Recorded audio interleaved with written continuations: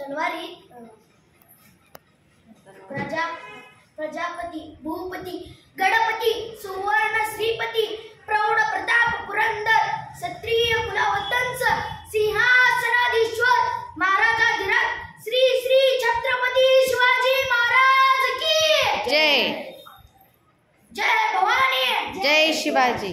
तलवारी तर सगळ्यांच्याच हातात होत्या, ताकद सगळ्यांच्याच मनगटात होती, पण स्वराज्य घडवण्याची इच्छा फक्त शिवाजी महाराजांत होती, फक्त शिवाजी महाराजांत होती. असं म्हणतात इतिहास घडवणारी माणसं इतिहास विसरू शकत नाही, इतिहास घडवणारी माणसं इतिहास विसरू शकत नाही आणि इतिहास विसरणारी माणसं इतिहास घडवू शकत नाही. असाच इतिहास घडलेली कथा मी यशवंत सिद्धाराम पाटील तुमच्या समोर सादर करीत आहे. माझे कथेचे नाव आहे स्वामी निष्ठ शिवा. बाहेर मुसळधार पाऊस पडत होता. राजा स्वतःच्याच मनाशी काहीतरी म्हणत होते, जगदंब जगदंब जगदंब. या सिद्धीला धडा शिकवलाच हवा. तेवढ्यात शिवात आला. राज बोलवण घातलं, काजी ओ शिवा, तो आमच्यासारखा दिसतोस हे मी फार ऐकलं होतो. आज आम्हाला प्रत्यक्ष बघायचंय. आत्ता आलो जी, असं म्हणून शिवा आत गेला आणि राजांचाच वेश परिधान केला आणि राजासारखाच मिशीला पीळ देत राजांच्या सामने आला. कसा दिसतो जी? अरे शिवा आरशात आमचाच रुपायल्यासारखा भास होतो. म्हणजे राज, तो सिद्धीने मला ओळखायचं नाही. स्तब्ध झाले राजे. अरे शिवा, तुला कसं माहित आमच्या रूपात तुला सिद्धीच्या भेटीला पाठवणार आहोत?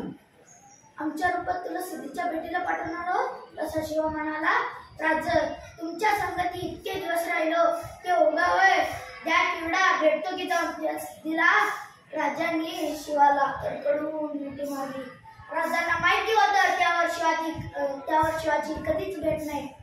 डाव ठरला. राजांनी सिद्धीला निरोप पाठवला. आम्ही तो करायला तयार आहोत.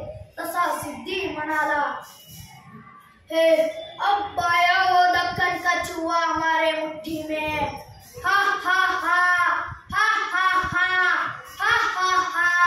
शिवाजी शरण येणार वाट्याने सैन्य बेसावत झाले. राजांनी या संधीचा फायदा घेतला. ठरल्याप्रमाणे 2 पालख्या तयार केले. एका पालखीत बसले स्वतः राजे आणि दुसऱ्या पालखीत बसला राजांचाच रूप धारण केलेला शिवा काशी. तर राजाची पालखी आडवाट्यातच विशालगडाकडे निघाली तर शिवाची पालखी सिद्धीच्या भेटीला.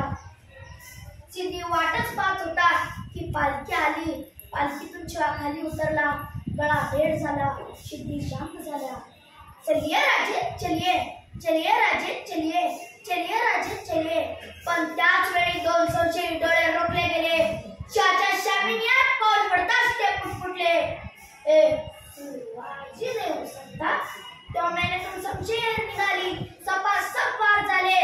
सिद्धी विचारला, सच बता तू है शिवाजी? तसा शिवा म्हणाला, अरे हो मीच आहे शिवाजी, अरे हो मीच आहे शिवाजी. तेव्हा दुसरा वार तिसरा वार मारायची पौचार झाली. सिद्धी पुन्हा विचारला, सच बता तू है शिवाजी? तसा शिवा म्हणाला, अरे हो मीच आहे शिवाजी. आता सिद्धी वळला त्या 2 संशयी डोळ्यांकडे. तो होता अफजलखानाचा मुलगा फाजल खान. अफजलखानाचा मुलगा फाजल खान.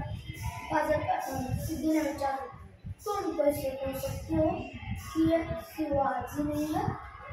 तसा फाजल खान म्हणाला, जोर मैंने देखा था बजरंग के कत्ल के वक्त कृष्णाजी भास्कर के शमशेर का वार शिवा के सर पर हुआ था. अगर ये सच में शिवा है तो ढूंढो इसके सर पर शिकंजा. शिवाच्या डोक्यावरील जिरटो खसखन काढल्या गेल्या. शिवाच्या डोक्यावरती वाऱ्याची किंकून नव्हती. शिवा सापडला. समावेश झाली. चिरकड्या उभीत शिवाच्या गर्दनीवर आली. सिद्धी गरजला आणि म्हणाला, मरने से पहले आखिरी बार पूछ रहा हूं, सच बता तू है शिवाजी? आता शिवा गरजला आणि म्हणाला, अरे हो मीच आहे शिवाजी. जन्मल्या तरी शिवा काशीत म्हणून जन्मलो. मरता वेळेस शिवाजी महाराज म्हणून मरतो. मरता वेळेस शिवाजी महाराज म्हणून मरतो. तेव्हा हे काय तुम्ही आहे का? आणि शिवा खाली कोसळला. त्याचे ओठ हल्ले, डोळे लोळले. शिवानी माती उंच उभीत म्हणाला, सांग माझ्या राजांना शिवा मेला. माती मेला, पण नुसता मातीत नाही मातीसाठी मेला, मातीसाठी मेला. धन्य धन्य तो शिवा.